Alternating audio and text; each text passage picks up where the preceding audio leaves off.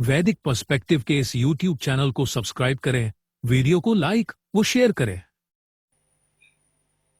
ओम नाई दिवह पृथिव्या अंतमापुहना मायावी धनदाम पर्यभुवन युजम वज्रम बुद्धः चक्र इंद्रो निर्ज्योतिषा तमसोगा अदुक्षा। नहीं प्राप्त किया जिन्होंने स्वर्ग और पृथ्वी का अंत, नहीं किया प्रज्ञाओं द्वारा धन देने वाली का सर्वतः तिरस्कार।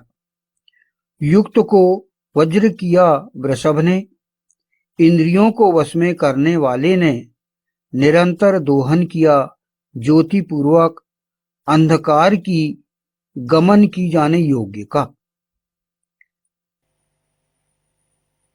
ये ऋग्वेद के पहले मंडल के 33वें सूक्त का 10वां मंत्र है। क्यों? क्योंकि कहीं ना कहीं जो आरोप वो लगा रहा है उसका कोई ना कोई अंश आपके अंदर है छुपा, तो आप भड़क जाए। ये भड़कना ही आपकी कमजोरी का सूचक है, सबूत है।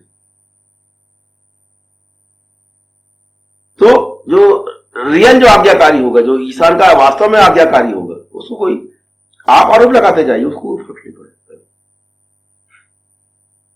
ना वो खंडन करेगा ना मंडन करेगा, कुछ नहीं बोलेगा, नो कमेंट, करते रहो तुम, आप चिल्लाते रहिए। आपको ही विरोध में दिमाग चलाना पड़ेगा, और जितना दिमाग चलाओगे उतना उसको समझो।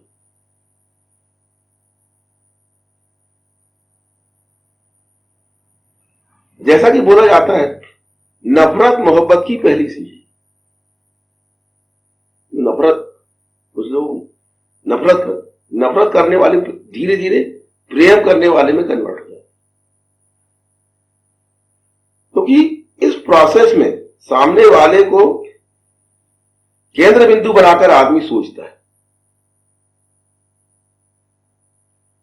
जब सोचने लग जाता है तो उसकी अच्छाइयों का प्रभाव इनडायरेक्टली व्यक्ति पर पड़ जाता है, पड़ता रहता है। तो ये तो हमारी विजय है कि आप अपने खाली समय में हमारे बारे में चिंतन कर रहे हैं, तो हम तो इसमें खुश होंगे, हम भड़केंगे क्या? पर सवाल है कि व्यक्ति ईशान का आज्ञाकारी है अथवा नहीं। अब प्रश्न यही है कि ईशान का आज्ञा का पालन क्या है। ईशान का आज्ञा पालन स्पष्ट है कि वेद पर चलेगा।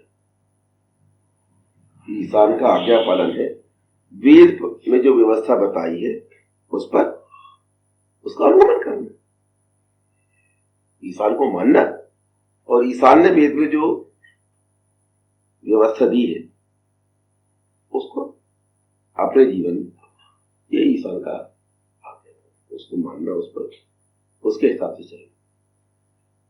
पर ये कैसे होता है, इसकी प्रोसेस क्या है? कोई व्यक्ति ईशान का आज्ञाकारी कैसे बनता है? वेद में इसको बताया गया कि बाई बर्थ कोई आज्ञाकारी नहीं होता। ईशान का आज्ञाकारी कोई बाई बर्थ नहीं होता, जन्म से कोई ईशान का आज्ञाकारी नहीं होता, क्योंकि जन्म से व्यक्ति पशु होता है।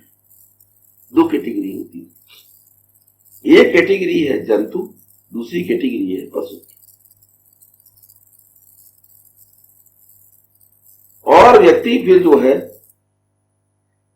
ऐसे व्यक्ति को जो जन्म से पशु, उसको द्विज होना पड़ता है।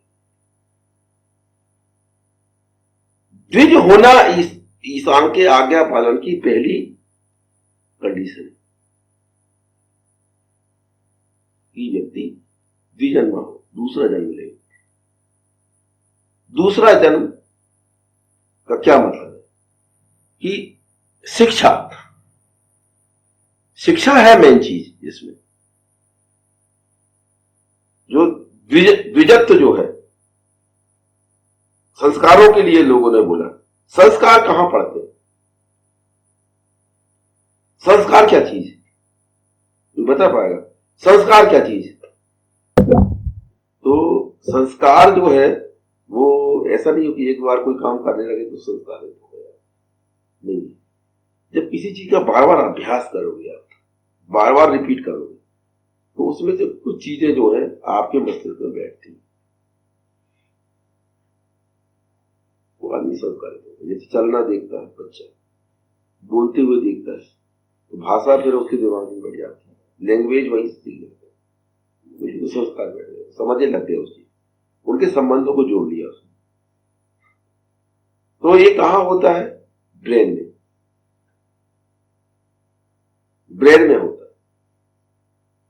भाषा सीखता है आदमी ब्रेन में, है ना। कोई ऐसा कर रहा है तो मतलब बुला रहा है, ये जो संकेत है ये बुलाने का है, ऐसा कर रहा है तो दूर जाने का है। ये सब चीजें आदमी कहां से सीखता है? ये देख के सीखता है, और वो संकेत का ये अर्थ ब्रेन जो है वो एक्सेप्ट कर लेता है। संकेत की भाषा का अर्थ क्या है, ये ब्रेन में फिट रहता तो आदमी समझता है। पर जो संकेतों को ना समझता हो तो उसको आप ऐसा करते रहिए, हाथ, कुछ फर्क नहीं पड़ने वाला, क्योंकि इसकी मीनिंग नहीं समझता। तो ये सब फीडिंग जो है ब्रेन में होती है बेसिकली। तो जंतु की स्थिति या पशु की स्थिति या द्विज की स्थिति, ये निर्भर होती है मानसिकता पर, ब्रेन पर, कि मानसिक परिवर्तन हुआ क्या, मानसिकता कैसी है। जब किसी को पशु बोला जाता तो इसका मतलब थोड़ी कि चौपाया है, अरे उसकी मानसिकता पाशविक है, मस्तिष्क से पशु है, जो सभ्यता नहीं जानता। सभ्यता क्या होती है, सभ्यता क्या है, सभ्य व्यवहार क्या है, इस चीज को नहीं समझता पशु। क्योंकि मनुष्यों ने एक व्यवहार पद्धति तय की हुई, इसको सभ्यता का नाम दिया जाता है, सभ्य बोला जाता है। कि नहाते वक्त नंगे हो सकते हैं, पर नंगे रोड में नहीं घूम सकते। सभ्यता ये तय है कि व्यक्ति को वस्त्र पहन के बाहर निकलना, पर नहाते वक्त वस्त्र नहीं पहनना, वस्त्र उतार देना और पूरी तरह अपने शरीर को स्वच्छ करना, ये सभ्यता है। कोई अपने बाथरूम में अगर वस्त्र नहीं पहना है, वो नहा रहा है, तो उसको असभ्य नहीं बोलेंगे। पर सेम यही हरकत अगर वो रोड में आके करे, नहा रहा है रोड में और तब भी नंगा हो जाए पूरा, तो उसको सभ्य बोलोगे क्या? नहीं बोलेंगे, असभ्य है, वो पशु बोलेंगे अपन उसको, क्योंकि पशु नंगा चलता है, पशु वस्त्र पहन के नहीं चलता। कभी सांड को, घोड़े, गधों को वस्त्र पहन के चलते हुए देखते हो? नहीं। पर कोई मनुष्य भी वैसे ही चले, जो कि दो पैरों पे चल रहा है पर नंगा ही चल रहा है, तो उसको आप क्या मनुष्य बोलोगे क्या? पशु ही बोलोगे। क्योंकि वस्त्र पहनकर चलना ये सभ्यता है। तो ये सारी जो चीजें हैं वो है मानसिकता से जुड़ी हुई। परिवर्तन हमेशा मानसिकता में आता है, मस्तिष्क में आता है। शिक्षा का प्रभाव मस्तिष्क पर। अगर शिक्षित नहीं है व्यक्ति तो उसका ब्रेन